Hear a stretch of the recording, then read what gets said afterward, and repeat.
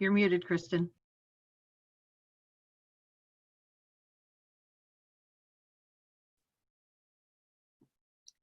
Welcome, everybody. We'll get started in just a few minutes. People are beginning to come in, and as we will get the webinar started in just a few minutes as people have a chance to arrive.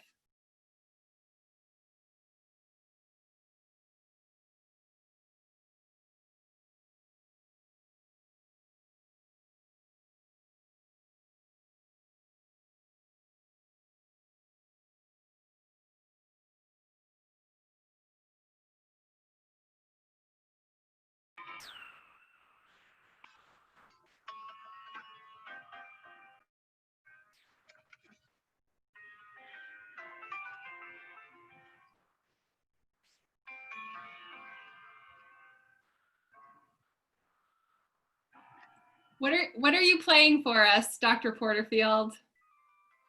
A little Billy Joel. New York State of Mind. Excellent. That's good. We'll get started in just a few minutes. People are just arriving.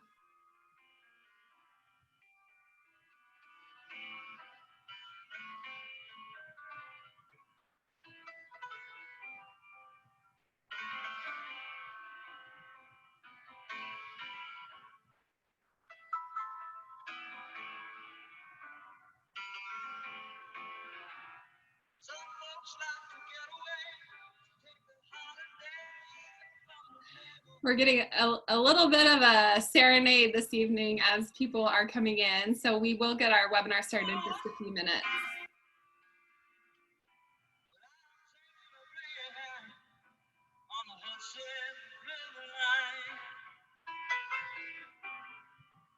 I'm in a New York state of mind.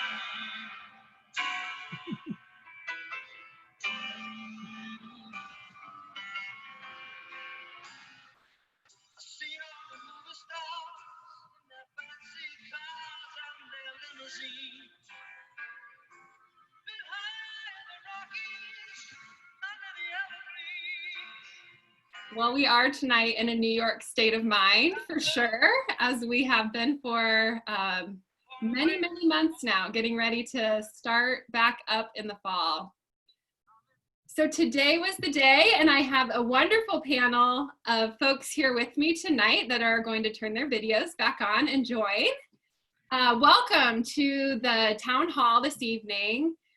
We're super glad to be with you tonight. Thanks for joining us. And you got to see a few images of our campus as it came back to life over the weekend, welcoming students back. And so tonight we're here to give you a little bit of an update on some things that have been happening and to answer some questions that have come in. We would also love for you to share any questions you have with us, with this panel, who will introduce themselves in a minute. But you can do that using the Q&A feature you see at the bottom of your screen. If you're new to Zoom, you'll find it down, sort of scroll your mouse to the bottom, find where it says Q&A, and you can type questions in there and we'll be answering those as we go through this evening. So it's wonderful to be with you this evening. My name is Kristen Brown. I serve as the Associate Dean for Northeastern Seminary and a member of the Academic Cabinet for Roberts Wesleyan College. And I will be our host this evening for our Parents Town Hall. As we get going, I'm going to hand it off to Dr. Dina Porterfield to kick us off. Well, good evening. Thank you so much for joining us. I always know when I go into a webinar, I wonder how many people are sitting out there. And right now we have 35 participants. This is our third town hall every week for the last, I guess this is the third week, and we'll do one more of these next week. We've had a range of anywhere from 35 to over 100 parents join us. And this is something we wanted to make available, especially because today was the first day of class. And we knew that there might be questions and things you're hearing from your student or things that your students experiencing, and we wanted to make sure that we could answer questions that you had today. And then we'll do this again next week after we've settled in for a week and answer questions that we have then. I'd like to open us up first in a word of prayer and then just bring a few words to you before we get answering questions that you might have. So let's pray together. Lord, first of all, we come before you thankful for this beautiful day, for the opportunity to be in community, and Lord, for the opportunity to be back together virtually and face-to-face residential commuting. Lord, I thank you for the parents that have taken the time to join us this evening. I ask, Lord, that in this hour that you would help us as we communicate, Lord, what's going on, and in areas where there might be concern, Lord, that we'll be able to give the answers to these parents to help them feel confident in what's going on at Roberts. And Lord, if there's questions we don't know, that you help us get those answers sorted out as quickly as we can. Lord, I thank you for every student, every faculty member and staff member that are on our campus and that are part of this educational journey with us. Lord, we just ask that you bless this year, and we ask that you keep your hand of protection on our campus, on each family represented. In your name we pray. Amen. Well, I want to begin by acknowledging the work of the Restart team.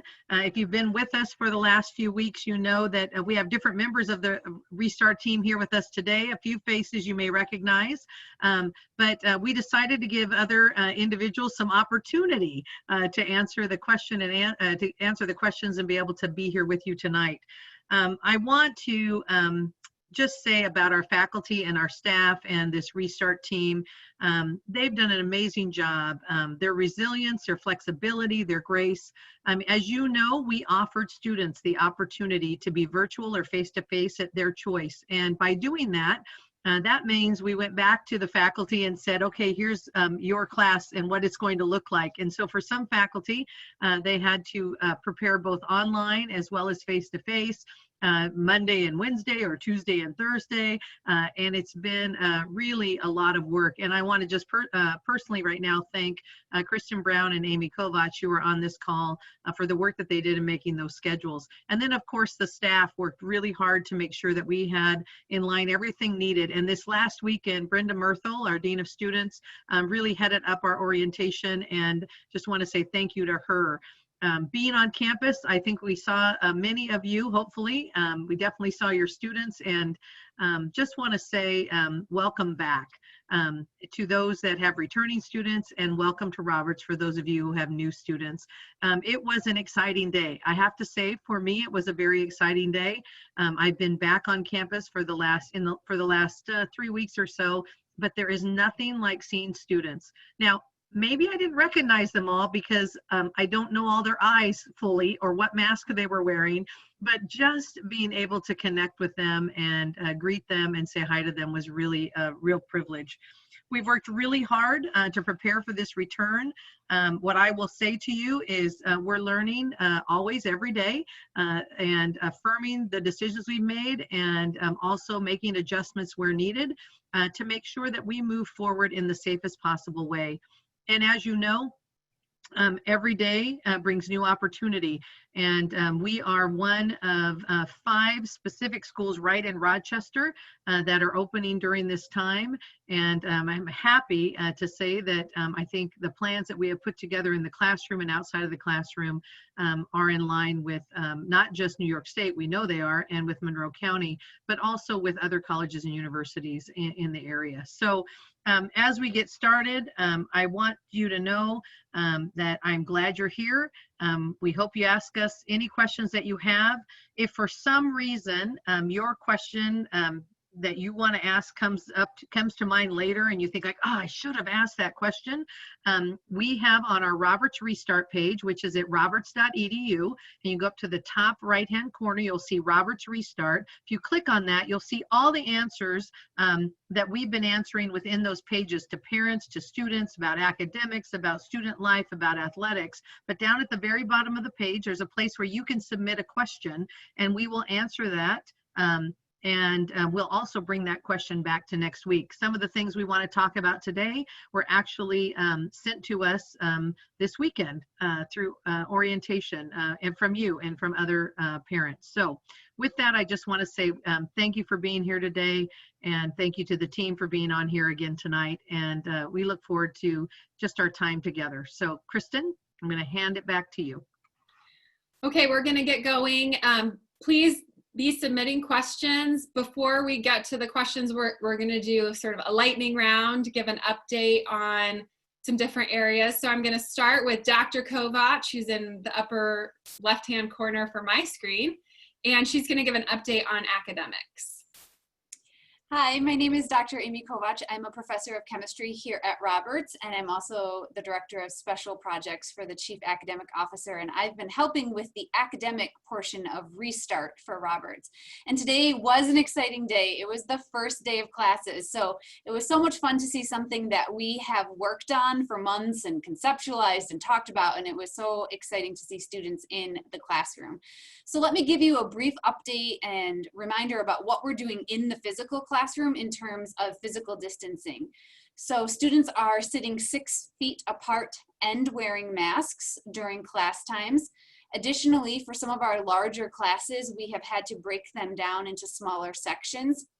So there's more work online, and they may only be meeting once a week. That's for some of our classes. Some classes are meeting as normally scheduled, and we recognize that that has created some confusion for students.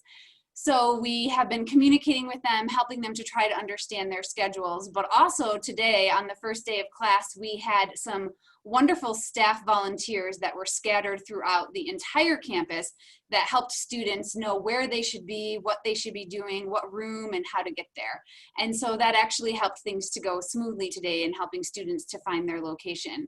I talked to many faculty today to give you an update about how today went, and faculty overall said to me, it was different. And that's true. It's a different semester. And they commented on how it's hard to recognize students and it's hard to tell what they're thinking only by looking at their eyes. But then they followed it up with, it went well. It was different, but it went well. And so I can tell you from my own personal experience in the classroom today, I walked up to my classroom. All of my students were waiting in the hall. They weren't quite sure if they could enter the room or not, but they were all standing 6 feet apart in the hallway with their masks on. And then we went into our classroom, and it felt good to be back in the classroom. And students were nervous and a little scared. I teach, it was a freshman class. So it was a typical first day in many senses, and then it was also different. And so we're excited about what is yet to come for the semester. We also know that we have over 100 virtual students right now. About a little more than 10% of our traditional undergraduate students are virtual. And so they're joining us online, and we're excited about that too. So for all of our students, the library is available, the Learning Center is available, and our ITS department, our technology department, is also available to all students. Excellent. It's a good thing to hear how day one is going. And so I'm going to actually pass it off next to Brenda, who can give us a little bit of an update on move-in and day one from the residence life perspective. Yes, so if you came to the welcome tent area, you'll notice, you would have noticed that there were several tents. And we did that for distancing measures, and honestly, we will probably do that again next year, even if we don't have to. It was really smooth. The dining hall went a lot smoother than we expected it to be, and that's because all of you definitely followed our instructions when we gave you a time frame that we wanted you to go to lunch. I believe most of you actually went when we asked you to, and that helped everyone. It helped to decrease the density. Not everybody went at noon, and it was really very much appreciated by our dining staff. Brenda, your audio is real crackly. So FYI, I just wanted to let you know that, and to say what I think you're saying is, man, Friday was really great. Thanks, parents, for helping us out at the lunches, and the tents were fabulous. Were there other things? Yes. Well, maybe you can work on your audio, and we will get back to you in a minute, and we will pass it off to Herb, who can give us a little bit of an update on some things with health and safety protocols and some things that we have in place. All right, thank you. I'm glad you did that, because I was wondering, is it just my computer? I'm like, I don't want to cut it off and be that guy, but okay. I just want to first affirm that what everybody else has said, that it was really good to see students this first day. And I'm going to echo what Dr. Kovac said, because it was really good. Different, but went well, I think he said, and that really describes it. We talk about Robert being a community and family, and so I'm a big hugger, high five, handshake, and I had to temper all of that today to make sure I'm following the rules. So, but as far as safety, as you all have heard before, if you've been to these past meetings, we are following the New York State guidelines, and we also have a memorandum of understanding, which is a nice way to say an agreement with Monroe County Health Department. So we're following those to a T. And this first day, we were very, I don't want to say overly cautious, but appropriately cautious in terms of what we were doing. So Dr. Kovac mentioned it earlier, 6 feet, also a mask throughout the campus. Took all the precautions as far as capacity within buildings, and really just made sure that we were very focused on safety for our community and for our students. We also have daily screenings for our students, faculty, and staff. And so coming to campus, we have a list of questions that we all have to answer just to make sure that we're coming to campus and we're healthy and okay to do so, or if you're waking up on campus, that you don't have any complications that would put anybody else's safety at risk. And so we have that daily screening, which is very quick, very easy, but it's really enhances our safety at the college. I want to say just I've seen, and the president mentioned this earlier, that, and B. Murtha is back and ready for action, by the way. But I've seen that all of the students and parents, I want to say, were very concerned and very on point with following the rules when it came to wearing a mask and social distancing during the orientation. And so we're very thankful for that. We appreciate it because that's just going to help keep our community safe. And then lastly, just want to let you all know that we did close the campus to community members. And so that's really just to make sure that, once again, we're keeping the community safe. And so we have these rules for students, faculty, and staff, and then a community who isn't a part of the Roberts community and doesn't know the rules. It's just not fair to ask our students to wear masks and keep distance if we allow community members to come and not do that. And so we closed it right now as we just assess what's the best way to go forward when it comes to safety. And so I think a little bit later, we'll talk more about quarantine protocol and things like that, but that's just some general ideas around safety. And if you have any questions about that, I'll be happy to answer more in the Q&A. All right, Pastor G, handing off to you. Give us a little bit of an update on spiritual life on campus this semester and how things are getting started. Greetings, everyone. So good to be with you all tonight through this format. Spiritual life is off and kicking. The thing I love about Roberts Wesleyan College is that we are not only an educational institution, but we are a spiritual Christian community. And so spiritual formation is happening in a variety of ways.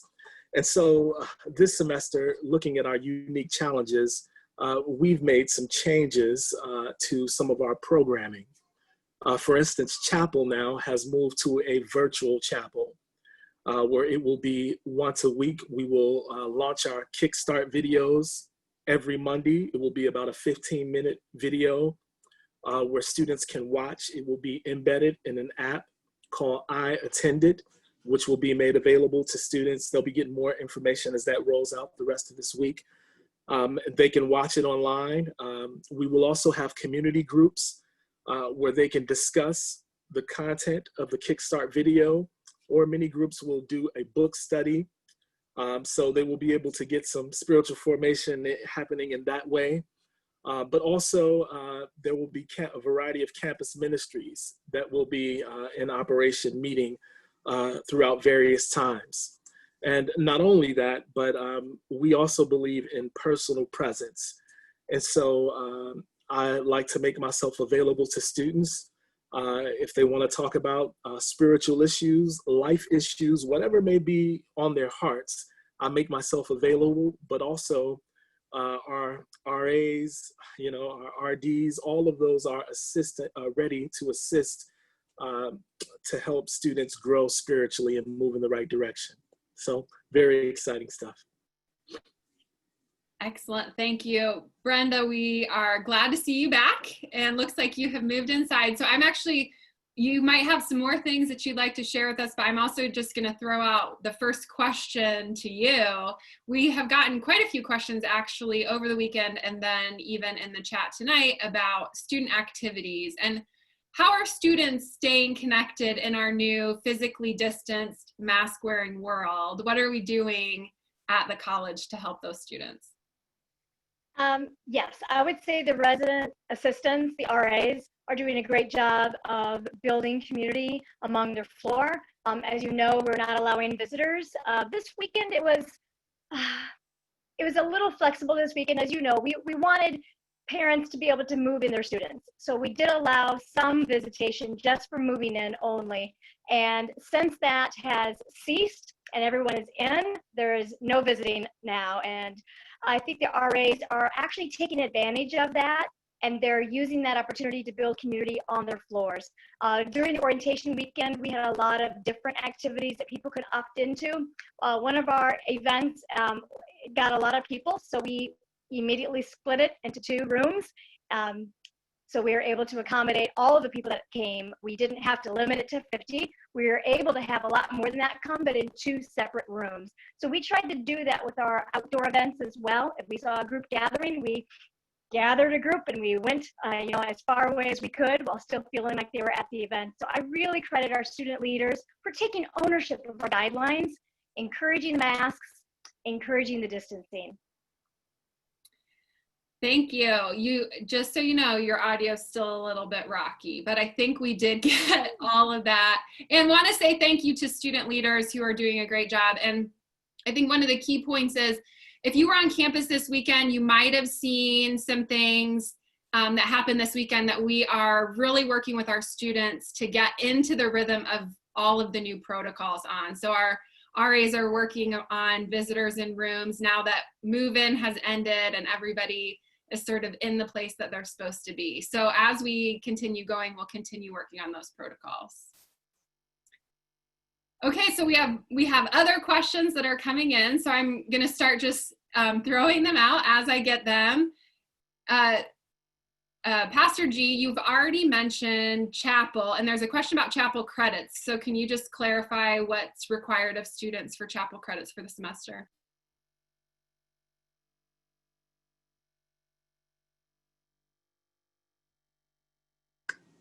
Sorry, I was responding actually in the Q&A to that question, but perfect timing. Yes, so our chapel credits or spiritual formation credits have been lowered from 20 to 15, and students can get those spiritual life credits in a variety of ways. One, by participating in online chapel. A second way is by being a part of a community group, and those will be rolling out in a couple of weeks here. And the third way is by being a part of a campus ministry. If they attend those functions, they can also receive a chapel credit that way. Excellent, thank you. So yeah, we will both be trying to answer questions live and have some answers in the chat. So do follow along if something gets posted in the chat. Hopefully we will get to all the question answers this evening. So Herb, we're gonna come back to you and talk a little bit more about testing. There have been some questions about testing. We are not doing testing on campus. Can you talk a little bit about why we are not doing some of the testing and what we are doing? And then also talk a little bit about what happens if a student does test positive.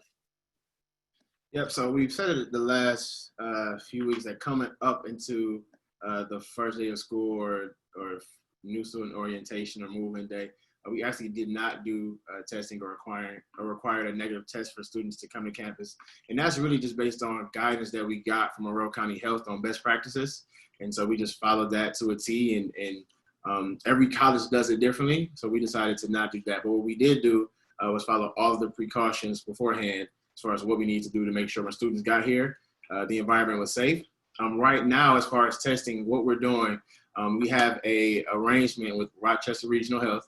And so there's an urgent care location not too far from campus, really about a 6-7 minute drive, that is doing testing, right? And so students don't need to make an appointment, even though they can, in order to go. And they'll do the test, and it's covered by insurance. And if the student has a significant reason to be tested and they don't have insurance, they still would test them anyway. So it's a pretty good arrangement in that way.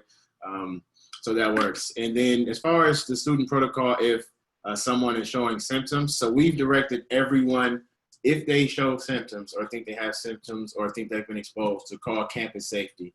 And the reason why we say campus safety is because there are 24 hours, so they're always available to respond to a student if they need to, right? So once they do that, campus safety has been directed to forward that student information to the health center. The health center will then do a pre-screening. It'll be a teleconference over the phone, Google or Zoom, and they will see, does the student actually showing symptoms? Because sometimes in the age of COVID, you can have a headache, and the other day I sneezed and I'm like, oh man, this might be it for me, right? And so they're gonna do the actual background analysis to know, okay, does this person really have a serious concern? And if they do, the student then will be asked to, if they can, without taking public transportation or putting anybody at risk, and they are close enough to go home, they'll be asked to go home to quarantine there. If they can't, we'll try to get arrangements off campus, whether it be a hotel or something like that. If none of those are an option, we do have a designated amount of quarantine and isolation spaces for students where they'll be well taken care of during this time. They'll get meals, and Brenda's coordinating all of that. Puzzles, from what I saw before, they have things to do, but the goal is to not get to that place if we can, right? So we have all that worked out in that way, just for our student safety. And then I think there's one more thing you might have asked that I may have missed, Kristen, or did I cover it? I think you covered it. You talked about quarantine. We do have space on campus for students who need to stay on campus in quarantine. We have isolation space. There was a specific question about, would a whole class have to quarantine if a person in the class had tested positive? And we do have, as Herb was talking about, we have protocols in place, and we have trained contact tracers on campus that trained over the summer. So they're doing all of the contact tracing and follow-up. We're taking attendance in every class. Students are swiping into buildings, so we know who's where and can follow up with students as we need to. Yep, that was great. Thank you. So there's been a couple of questions, Brenda, about commuter students and how can commuter students get connected on campus? Do you have some thoughts on that? I do. I hope you can hear me. I guess I'll just repeat myself. So we do have spaces on campus that are open for students to spend time in between classes. That would be the library primarily, Garlock. And each of the academic buildings has some sort of lounge. What's different is, the capacity. The capacity is reduced. So a lounge that may have served 20 people in the past maybe is now only 10. It is providing a really good opportunity for study space. So I notice a lot of the tables have one chair. You can really focus on your studies in that respect. So I would say all the academic buildings have spaces for that. And outdoors, while we can, there's a lot of great spaces outdoors. And we might get into Wi-Fi in a minute, but most of our campus is accessible by Wi-Fi, indoors and outdoors. Specifically in the residence halls, every single room has their own Wi-Fi router. So if your student is having issues with that, they should make sure that they are connected to their own room's Wi-Fi router. And if there's any issues, they can email helpdesk@roberts.edu or call our ITS office at 594-6898. Brenda, there's just something quite funny about having a little bit crackly audio when you're talking about Wi-Fi. I don't know if I was the only one laughing, but I was laughing. Anyway, speaking of technology, Amy, can you address some of the ways technology is being used in classes right now, and especially the hybrid courses? How many of those do we have, and what should students expect in those courses?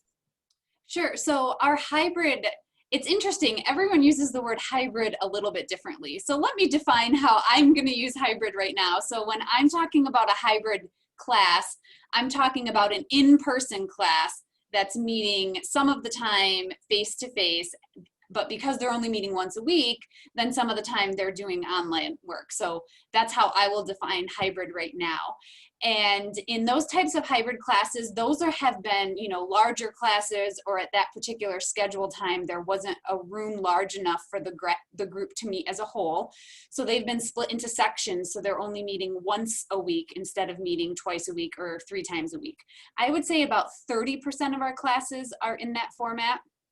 And I would say the majority of our classes actually have not been split into smaller sections.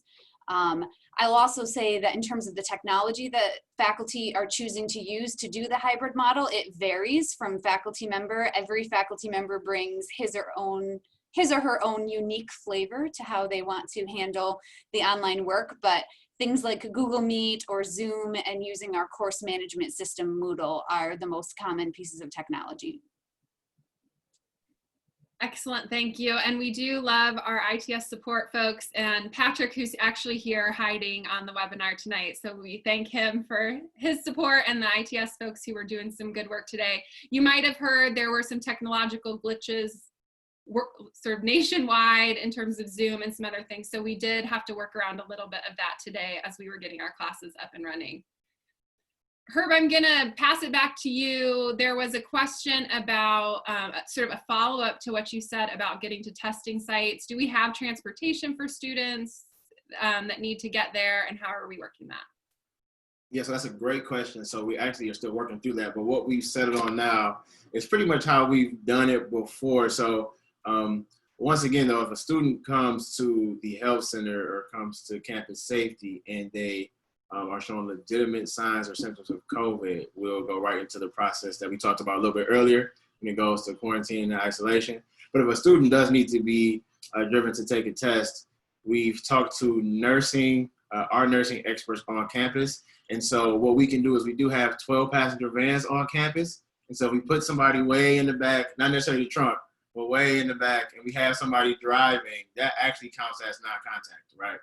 They're both wearing a mask, and so we can do that. That's a last resort in that case, so we really want to see if a student can find another way, whether it be a friend, family, or their own transportation if possible. But if we need to, and people are available, we'll be able to make that work using the 12 passenger vans. But once again, that's the last resort, but we can do that though.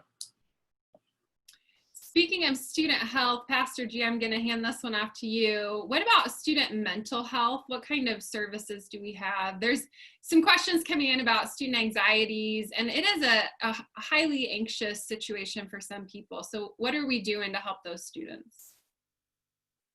Yes, thank you. Glad to take this question, and a very important one.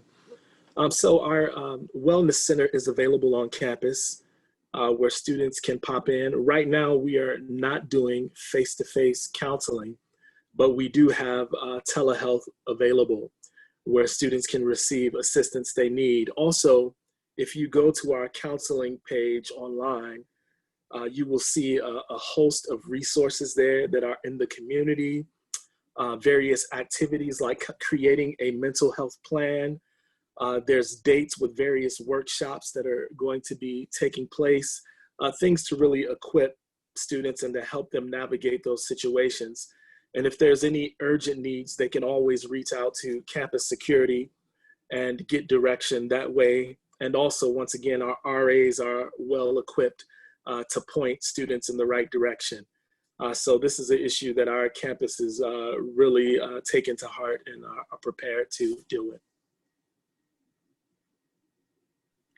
Had to find the unmute. Thank you. While I have you unmuted, there is a question about Sunday night worship. Can you talk about, is that happening, and how do students get connected to that? Yes, so our campus student ministry director, Andrew Rudolph, he is planning those Sunday night worship services.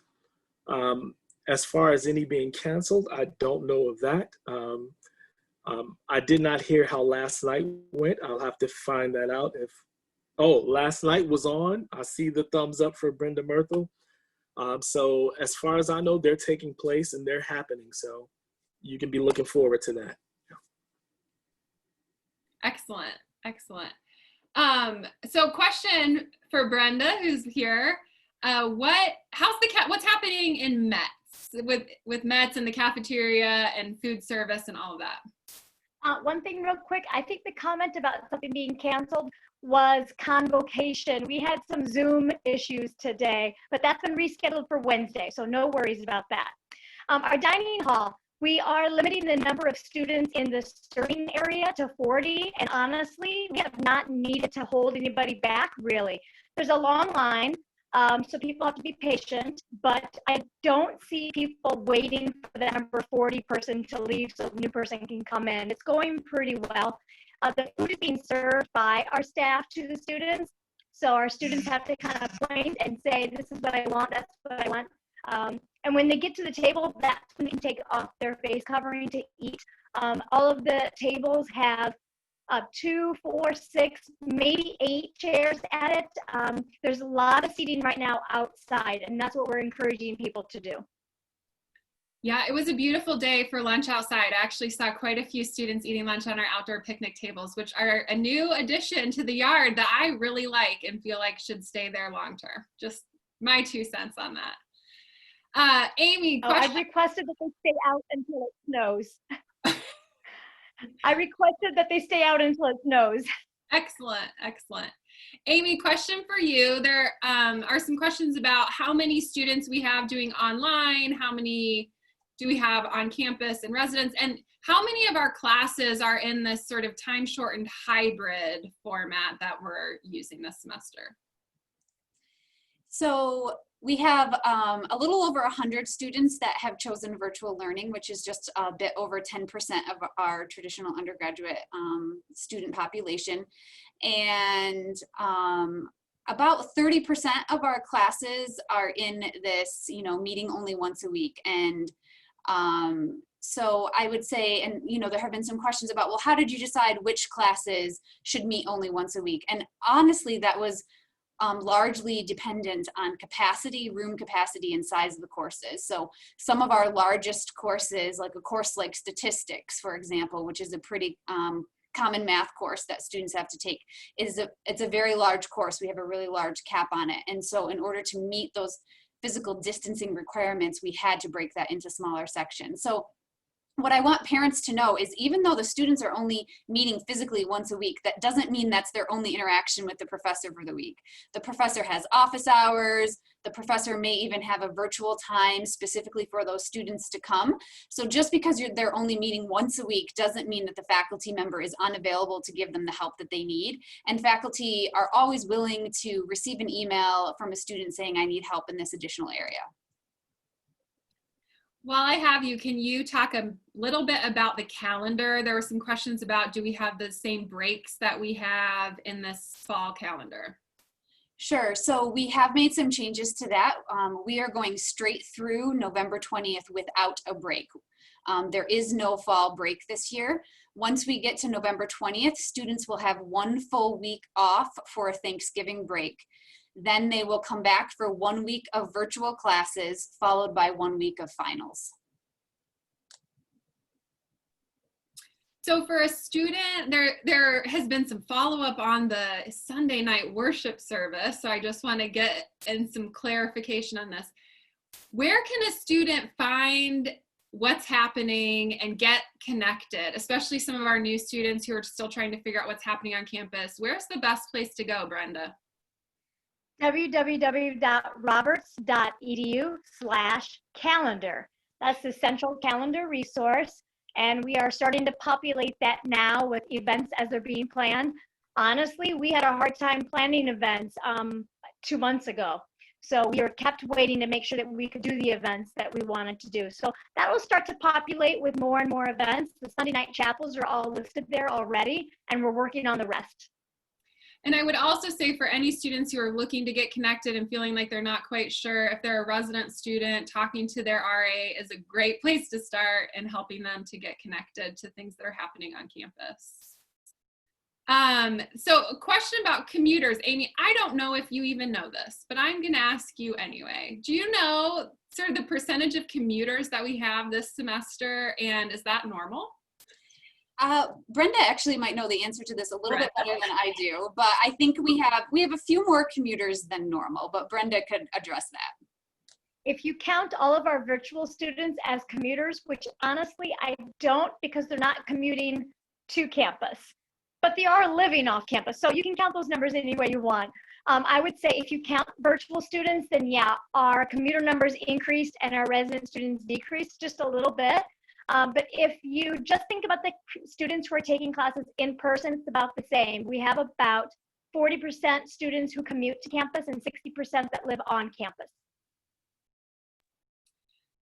So I think one of the things behind that question is how many people are really coming and going from our campus, right? It's one thing if we could have this nice self-contained campus, but we do have adult students, we do have commuter students. So this is where the cleaning protocols come in and are very important.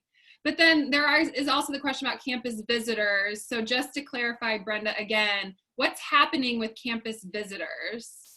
Right, visitors are only allowed like in outdoors in parking lots, I suppose, as needed. We absolutely aren't allowing visitors inside the residence halls, and that includes a student who lives in a different residence hall. So if your student lives in Minor, they can't go over to another men's residence hall. If your student lives in Davison, she can't go over to the quads to visit. So when we say visitors, we literally mean if you don't live in that building, you can't visit inside of that building. Now, if parents need to take their student out to lunch or bring an extra thing of laundry detergent, you can come to campus, meet in the parking lot, and go from there. Great. I also want to just add, though, that we have closed our campus, and it's the first time, I believe, in our history that we've done this.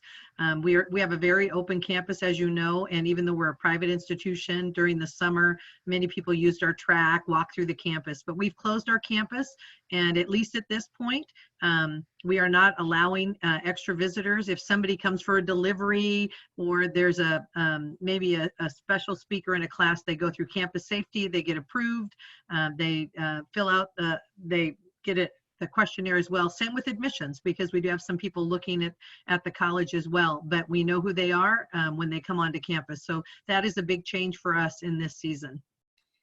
Dr. Porterfield, while I have you, yes, there's a question. How big is the class of 2024? Oh my gosh, I love this question.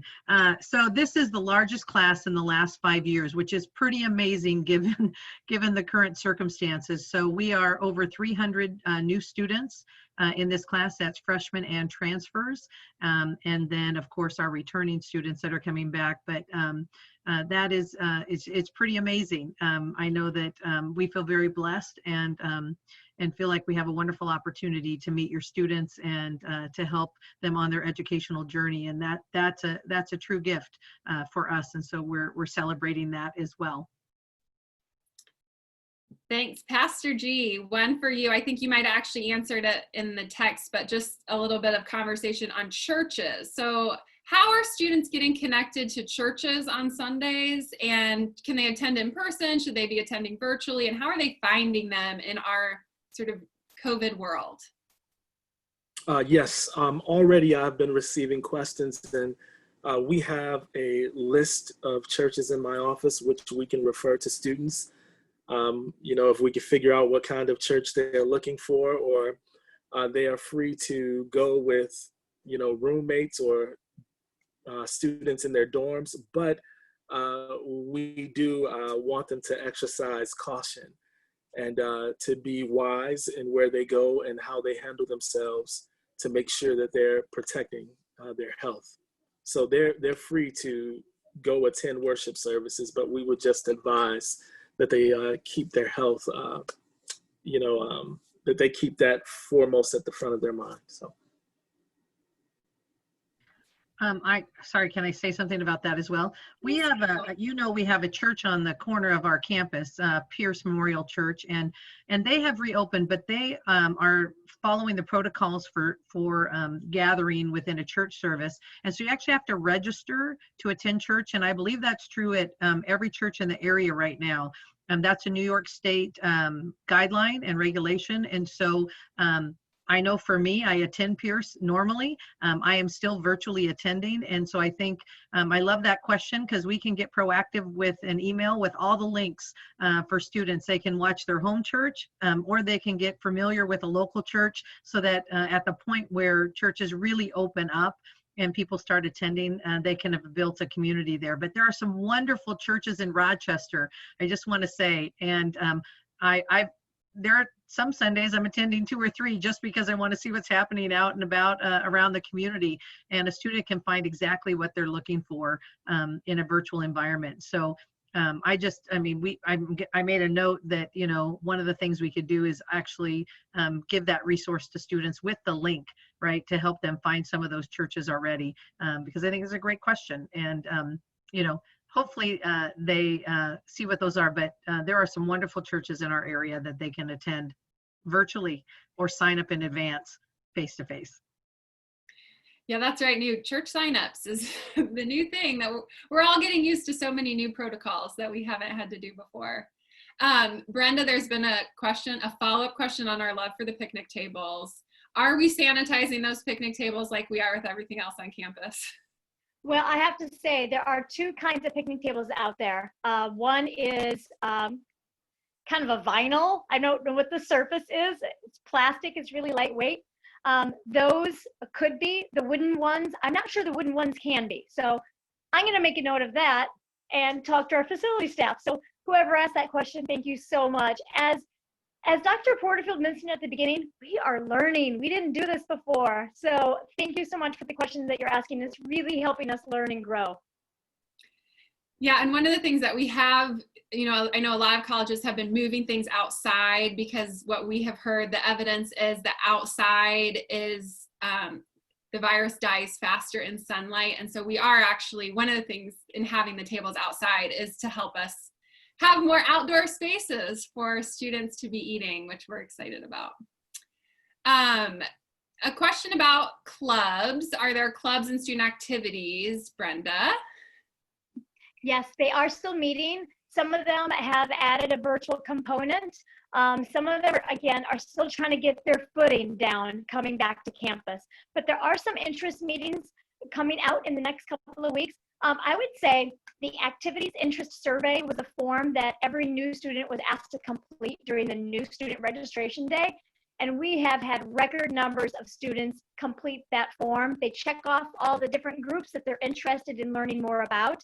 And all of those names have been forwarded to the student club leaders. So they have been reaching out to those students. Some are doing a better job than others. So if your student tells you they haven't heard yet, they will. But we had twice as many students as normally fill out that form this year. And I think it's because so much of our advanced work was done online. So it was natural for them to fill that out. Excellent. We look forward to seeing how the clubs continue to develop as we go through the semester. Amy, question for you about some classroom protocols. So a parent saying that the faculty member is only wearing a face shield in class today. Can you talk about that in relation to masks and what our policy is around that in the classroom? Sure. So for faculty members, we have in the front of the room something that is called the teaching zone.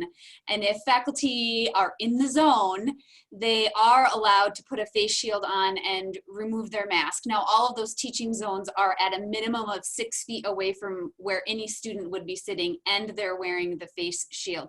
And we've done this for a couple of reasons. We've recognized that some faculty aren't like me and they're not as loud, and that the face mask actually muffles sound so much that students aren't able to hear.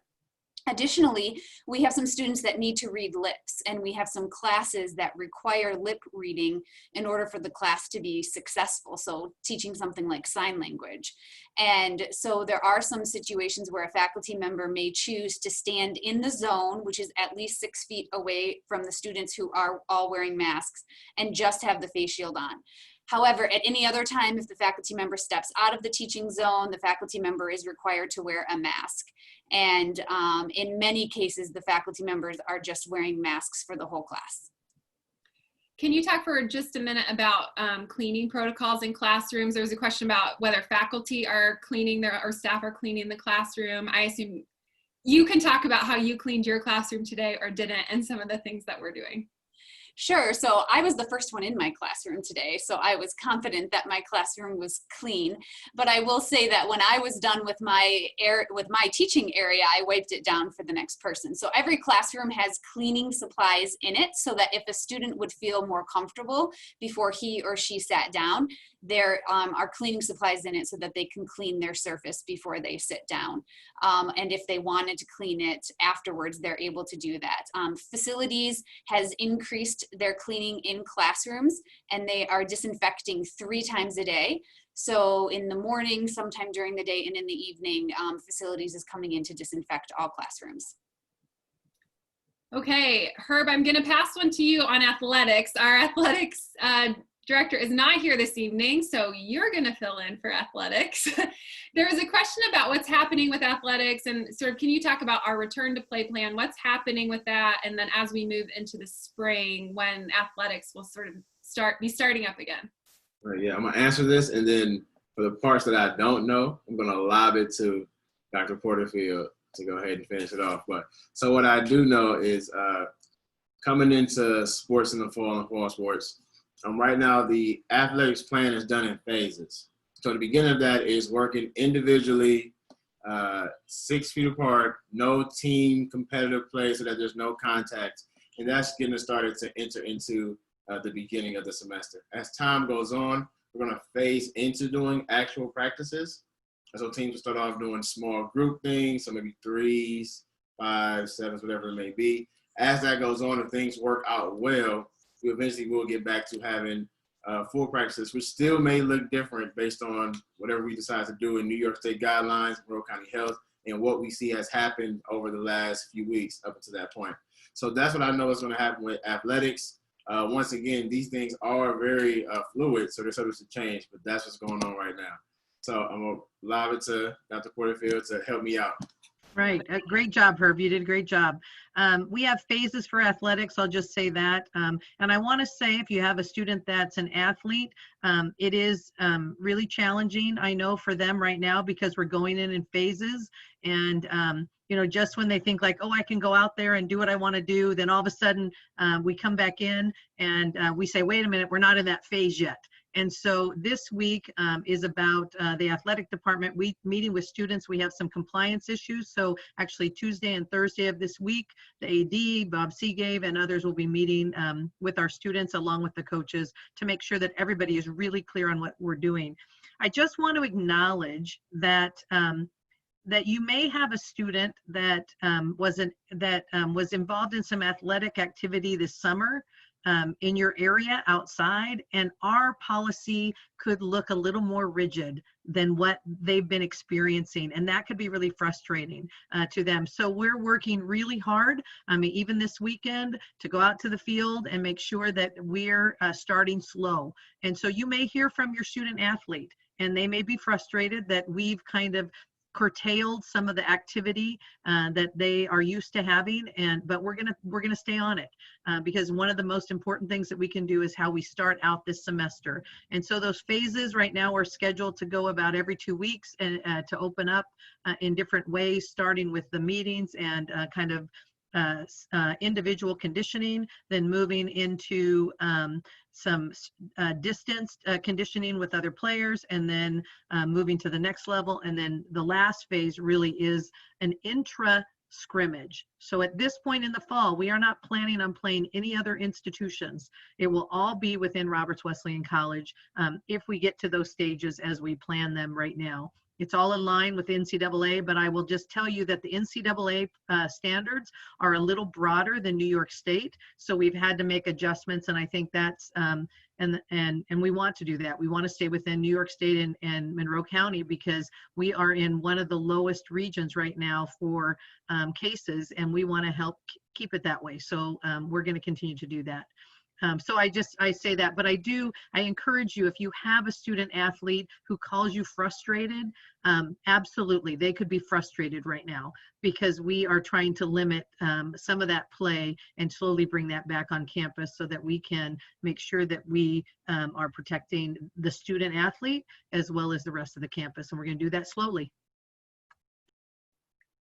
Speaking of having things closed, one of the things that is closed right now to students is our Baller Athletic Center. So we don't have our weight room open, we don't have our cardio room open, and we don't have our locker rooms open. And so there is a question about is there a way for a commuter to access a shower on campus? And I don't know that we have an answer to that. Oh, we do? We do have Well, an I'll give you an answer today as what it is today. Right now, the locker rooms are not open. And as Kristen mentioned, again, another kind of frustrating piece. We have a beautiful track and we have beautiful fields outside, but we are not opening our gym or cardio rooms yet. There are some guidelines. I know people heard that New York State opened them and just assumed we immediately would go to that. We're going to align with some of the phases that we've heard from NCAA in that plan. So I just want to say, I'm sorry that for the parent that mentioned that their son is out on the field and it's really humid right now and then wants to go and be involved in a club at night, like an Actus meeting tonight. They're hot and they're sweaty and they can't shower. I'm sorry. I remember one time when I was on, I mean, my only suggestion in this short season is in this season, you know, we used wipes when we went on a mission trip one time and when we weren't able to get a shower. And so we just bought some wipes that we kept with us when we changed our clothes and put that back. I know that's not a great solution, but when we open up the showers, we'll make those available with clear guidelines. What I will tell you is we'll be slow to open up the gymnasium and the Baller Athletic Center all in one swoop. We're going to do that slowly, and it will be limited to students. And if you have a commuting student that's there to play, it will be open to that student as well, but it will not be open to the public, and it'll be opened up in phases as well. So I'm sorry to give that answer, but that's where we're at today. Dr. Porterfield, one more for you while you're with us right here. There's a question about, you know, we have a pretty strict mask policy on campus right now. We expect everybody to be wearing a mask indoors and outdoors. What about sort of a mask-free zone? Is there any help for students who are looking for a little bit of a break from their mask? Right. You know, I'm looking for the mask-free zone too. I was looking for that today as I was out on campus. Here's the reality for students. When you're in it with a group of students or other students, it's not mask-free. But if you can find a distance that's beyond that 6, you know, really beyond it, out on the grass, out on campus, that is fine. The issue we have, and this is what we're monitoring even today. I mean, I stopped a few students who had their mask, but they weren't fully pulled up the way that I expected them to be. So, you know, I told one of them they owed me an iced tea because their mask was down. You know, I mean, it was, you know, just trying to help students to get there, because when they're walking by themselves, they're wanting to take a break. The student can be by themselves or significantly distanced from somebody. But the truth is, people want to sit without their mask and be close together, and that's what we can't have. So I would say there's a lot of open grass. There's some beautiful benches on campus. You know, you don't have to be an athlete to go down to the stadium and walk down there. You just need your ID to show that you're a student that can walk that track by yourself and be open. There's some beautiful spaces around the campus that you can find. But I know it's awkward. I mean, I just say, I'm trying to figure out, do I put my lipstick on every day? Because literally I go into the office and I think, like, why did I do that? I mean, we're all trying to figure out, you're sweating, my glasses are fogging up. I'm trying to figure out the whole system of how it works. And I know your students are too. But I will say, and I didn't say this in the beginning, I am so proud of your students. I mean, oh my gosh. I was here on Saturday as we met in Garlock for the kickoff for the service day, and to watch every student walking across campus into that building with their mask on and swiping. And then today, as I watched students walk the campus, yes, there were a few that I had to go, hey, nudge, nudge, wink, wink above your nose, you know, let's go, let's make that happen. But the majority of our students were abiding by those policies and those rules and not pulling it down the moment they stepped into the asphalt of the driveway. They were wearing them all the way to their living areas, all the way through campus, in the walk. And I'm just so thankful for that because that's what we're asking. And we know at times this is uncomfortable because many of them have not been really out and about before they've come back to campus. And so they are really abiding by that. And I just want to say thank you as parents and family members, because that's a reflection of who you are as well in the choices that they make. So thank you. There's a question that came in about, well, and there have been a few of them. There was a question about, what about winter sports? And a question about, will students ever be able to visit their friends' dorm rooms and all of that? Dr. Porterfield, I don't know if you can talk about a little bit how we're doing this semester, sort of what we're doing and how we're going to talk about opening up a little bit more as we go. Right. So we're trying to be really narrow and strict these first few weeks, and then take an assessment, and we'll keep assessing as we go. We have a Roberts Restart lead team, and that group, we just met today. We're scheduled to meet multiple times a week, and we look at where we're at and what things are happening. And we, even today, we talked about what we're hearing from students and what they're hoping for, and and trying to be clear on what the guidelines are. As we move through this semester, our commitment is to make sure that students, first of all, can receive the education that they are wanting to receive, whether that's online or face-to-face. And then if there is a student that is residential, we're working hard to figure out how we can have residential activities. And Brenda's done an outstanding job making sure that we keep the distance and we had a pizza event that normally all the pizza would be in one section. It was spread out all over the quad in order to keep distancing, to help the students. We're trying to get as creative as we can with new ways of connecting, and then also keeping some of the traditional pieces that we've always had. And then I've seen quite a few questions about commuters, and I actually wrote down a note because we need to talk about how we get the commuters connected, especially now that we have such great technology and we've learned how to use it in a good way. And so we'll make note of that. Of course, any student is welcome to those activities if they're residential, but as a commuter. And so if you're virtual, we're asking you've chosen virtual to be away from campus. But if you're a commuter, we know you're coming to campus and we want you to participate in those as well. So did I answer your question, Kristen? Yeah, absolutely. Oh, good. Absolutely.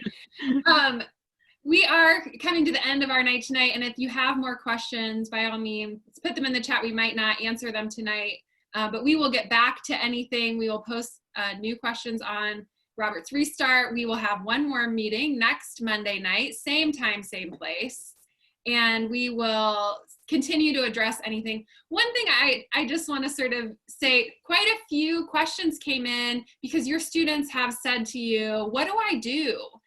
I'm in this situation, or I am an online student and I can't hear my professor. So it's wonderful. We really actually appreciate hearing from you tonight. We would also love to hear from your students.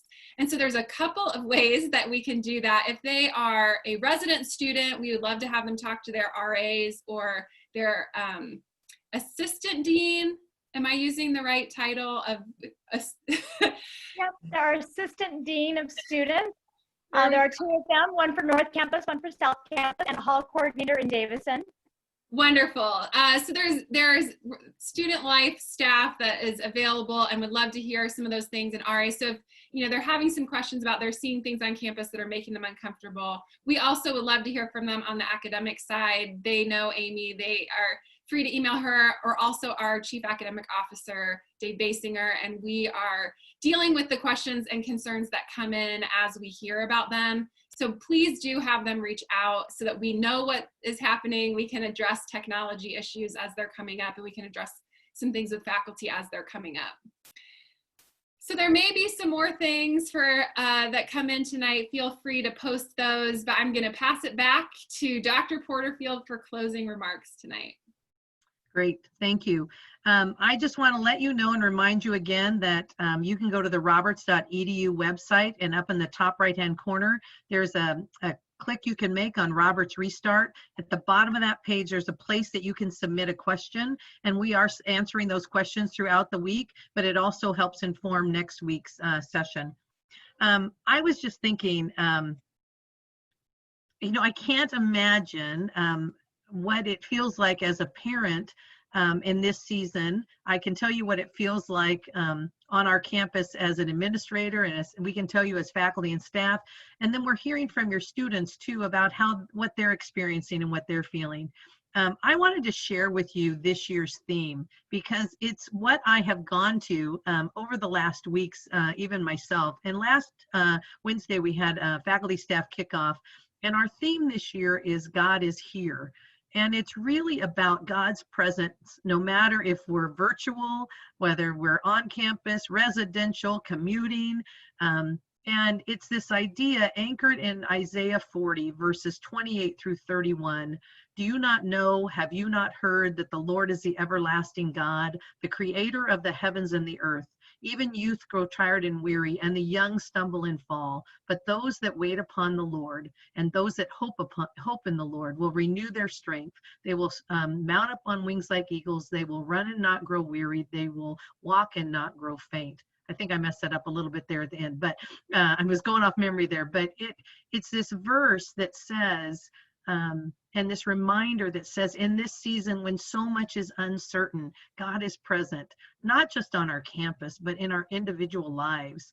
And this is a really hard season, not just because your son or daughter has started college or is continuing in college, but because our world is in a little bit of an upheaval, and we are trying to experience how we're experiencing this time of anxiety, even for our own lives and in our own decisions and what we do. And so I just want to encourage you as parents and family members and just say that we are doing everything that we possibly can do. If there's a question you have that we haven't answered, if there is something you want to know, we will look into it. If we haven't thought about it, we need to know what you're thinking.